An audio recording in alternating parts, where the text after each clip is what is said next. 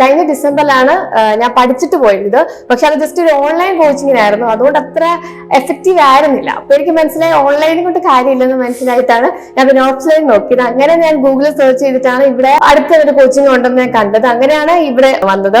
ആദ്യം എനിക്ക് എന്ത് പഠിക്കണം, എങ്ങനെ പഠിക്കണം എന്നൊന്നും അറിയത്തില്ല. അപ്പൊ ആദ്യം ഒരു ബിഗിനർ എന്ന നിലയിൽ എല്ലാവരും അവിടുന്ന് ഇവിടുന്ന് എല്ലാം അങ്ങ് പഠിക്കും. പക്ഷെ അതാണ് അവർ ചെയ്യുന്ന ഏറ്റവും വലിയ മിസ്റ്റേക്ക്. പക്ഷെ അങ്ങനെ പഠിക്കുന്നല്ല. ഇപ്പൊ നെറ്റിന് അവർ ചോദിക്കുന്ന കുറച്ച് ഏരിയാസ്, ഇമ്പോർട്ടന്റ് ആയിട്ടുള്ള ഏരിയാസ് ഉണ്ട്.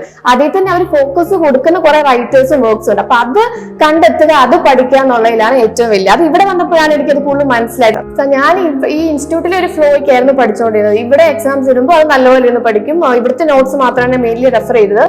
പിന്നെ ക്വസ്റ്റ്യൻ ബാങ്കിൽ അതും നല്ലപോലെ പ്രാക്ടീസ് ചെയ്യും. അതിൽ നിന്ന് കിട്ടുന്ന എക്സ്ട്രാ പോയിന്റ്സ് നോട്ടിലോട്ട് എഴുതും.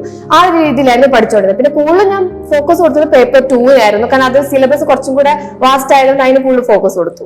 ഒരു സിസ്റ്റമാറ്റിക് ആയിട്ടുള്ള ഒരു പ്ലാൻ ഉണ്ട്. അപ്പൊ അതിന്റെ അനുസരിച്ച് നമ്മൾ ഒരാളെ പുഷ് ചെയ്യുന്ന പോലെയാണ് അവിടെ വരുന്നത്. ഞാനൊരു ഷെഡ്യൂൾ, ഒരു പ്ലാൻ ഉണ്ടാക്കി. അതായത് ഇത്ര ടൈം മുതൽ രാവിലെ പേപ്പർ 1, രാവിലെ ഉച്ച കഴിഞ്ഞിട്ട് പേപ്പർ 2, അങ്ങനെ ഞാൻ ഓരോ ടോപ്പിക് വൈസ് ഞാൻ ഡിവൈഡ് ചെയ്യുമായിരുന്നു. ഇൻക്ലൂഡിങ് നമ്മുടെ PYQ കൂടെ നോക്കുന്ന രീതിയിൽ.